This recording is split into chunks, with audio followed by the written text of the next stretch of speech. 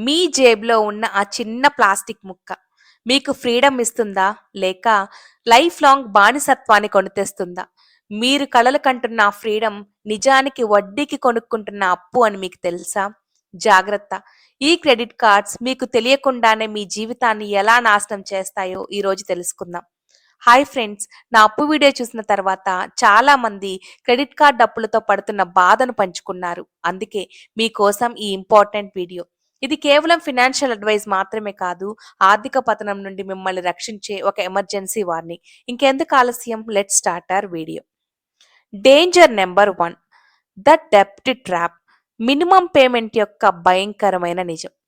Minimum payment అంటే ఏంటంటే, credit card companies మీరు మొత్తం కట్టకపోతే అట్లీస్ట్ స్మాల్ అమౌంట్ అయినా కట్టండి అని చెప్పేది. నార్మల్‌గా క్రెడిట్ కార్డ్స్ వడ్డీలు సంవత్సరానికి 30% నుంచి 42% వరకు ఉంటాయి. ఇవి నార్మల్ బ్యాంక్ లోన్ కంటే 2 టైమ్స్ ఎక్కువ. మరి ఈ మినిమం పేమెంట్ ట్రాప్‌లో మనం ఎలా పడతామో ఇప్పుడు ఒక ఎగ్జాంపుల్‌లో తెలుసుకుందాం. మీకు 50,000 బిల్ వస్తే వాళ్ళు మినిమం 2,500 కట్టమని అడుగుతారు. ఇది మొత్తం బిల్లులో చాలా చిన్న పార్ట్. మీరిప్పుడు 2,500 కట్టగానే మిగిలిన 47,500 పై భయంకరమైన ఇంట్రెస్ట్ పడుతుంది. ఆ ఇంట్రెస్ట్ సంవత్సరానికి 36%, అంటే నెలకు 3% ఉంటుంది. మీరు కట్టిన 2,500లో దాదాపు 1,500 పైనే వడ్డీకి పోతుంది. అసలు బాకీ నుండి తగ్గేది కేవలం 1000 రూపీస్ మాత్రమే.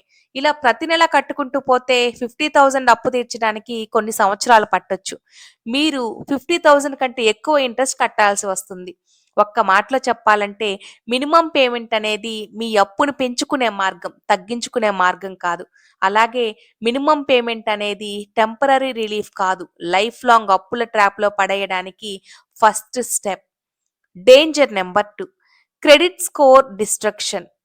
Late payments. ఒక్కసారి క్రెడిట్ కార్డ్ బిల్లు కట్టడం లేట్ చేసినా మీ క్రెడిట్ స్కోర్, సిబిల్ వెంటనే పడిపోతుంది. ఫ్యూచర్‌లో మీరు పర్సనల్ లోన్ ఇంకా హోమ్ లోన్ తీసుకునే అవకాశాలను దెబ్బతీస్తుంది.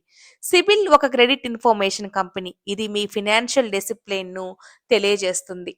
ఫర్ ఎగ్జాంపుల్, ఒక వ్యక్తి తన ఫ్యామిలీ కోసం ఒక చిన్న ఇల్లు కొందామనుకున్నాడు. హోమ్ లోన్ కోసం అప్లై చేశాడు. అతని జీతం బావుంది. కానీ బ్యాంక్ అతనికి లోన్ రిజెక్ట్ చేసింది. ఎందుకంటే పాస్ట్‌లో అతను తన క్రెడిట్ కార్డ్ బిల్స్‌ను 3 టైమ్స్ లేట్‌గా పే చేశాడు. సో, అతని క్రెడిట్ స్కోర్ 550కి పడిపోయింది. అంటే క్రెడిట్ స్కోర్ అనేది మినిమమ్ 750 లేదా అంతకంటే ఎక్కువ ఉండాలి.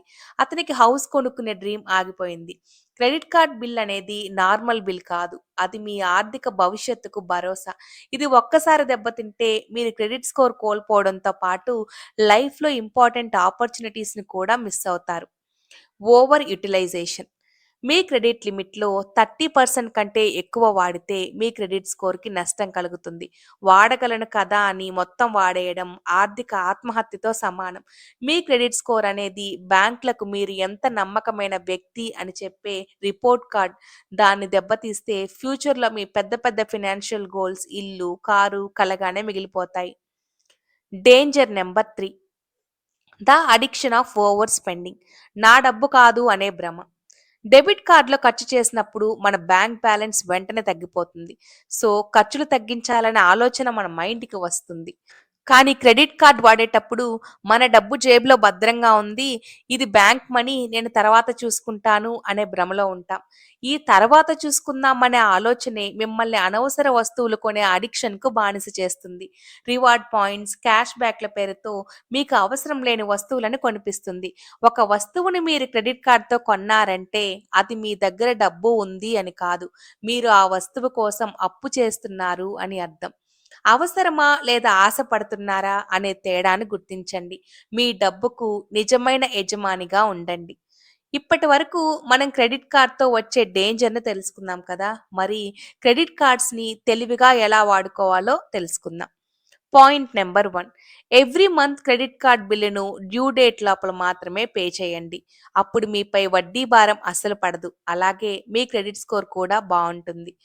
పాయింట్ నెంబర్ 2, మీ క్రెడిట్ లిమిట్‌ను 30% లోపే ఉంచండి. ఇది మీకు మంచి ఫినాన్షియల్ డిసిప్లిన్‌ను అలవాటు చేస్తుంది. పాయింట్ నెంబర్ 3, క్రెడిట్ కార్డ్స్‌ను అత్యవసర ఖర్చులకు లేదా మీకు అవసరమైన వస్తువులను కొనుక్కునేందుకు మాత్రమే వాడండి. రివార్డ్ పాయింట్స్, క్యాష్ బ్యాక్ కోసం మీ స్తోమతను మించి అన్నెసెసరీగా ఖర్చు చేయవద్దు. Last point. మీరు ఈరోజు మీ క్రెడిట్ కార్డ్‌ల మీద పెత్తనం చేయకపోతే, అవే కార్డ్స్ మీ జీవితంపై పెత్తనం చేస్తాయి.